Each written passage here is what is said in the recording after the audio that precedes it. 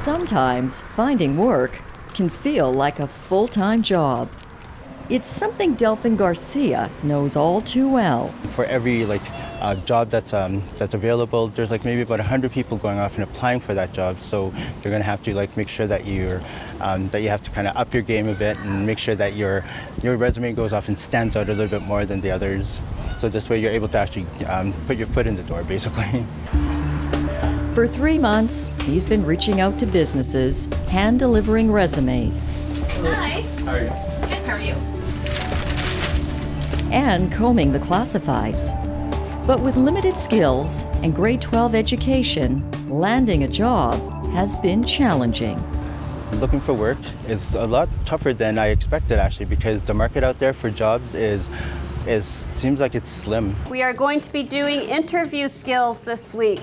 Now, an innovative training program is giving job seekers like DELFIN a helping hand in hunting down that elusive job.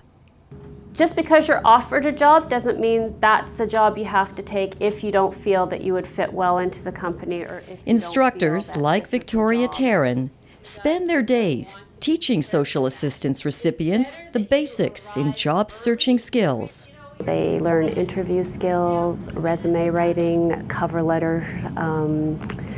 We teach them time management skills, anger management. So we do a lot of the life skills incorporated into it as well, because life skills are just as important as employment skills in getting a job and actually keeping a job. The process is much longer. You have to be interviewed by more people than you were before. Launched in 1997, the Salvation Army's Work Readiness Program, WKRP for short, provides 20 hours of class time every week, sharing employment skills with high-needs clients. High needs are just people that have other barriers other than just finding employment. So it could be personal barriers, it could be relationship barriers, it could be a past criminal record, it could be past addictions. Anybody who's having a little bit more of a challenge than just finding a job. So this is the same document that we were looking at before, so just maybe scroll down. Mornings are spent learning computer skills. Michael is learning the basics of Word and Excel. There's also class time dedicated to resume building, time management, and how to handle those dreaded interview questions. They're doing a mock interviews and stuff, so this way we're able to pretend like we're going to an interview, so this way they're able to go up and tell us what we're doing wrong, what we need to improve on. Afternoons shift to scouring the internet, looking for leads online. Since most participants have low literacy rates and little work experience, WKRP not only gives them the skills to succeed, but also the will to achieve. So some of the comments that we hear back from some of our clients are things like, this program gave me the kick in the butt that I needed to be successful. This program woke me up from my slumber. This program gave me the skills that I need to feel confident in myself so that I could go out and look for employment. It paid off for Fred Wood.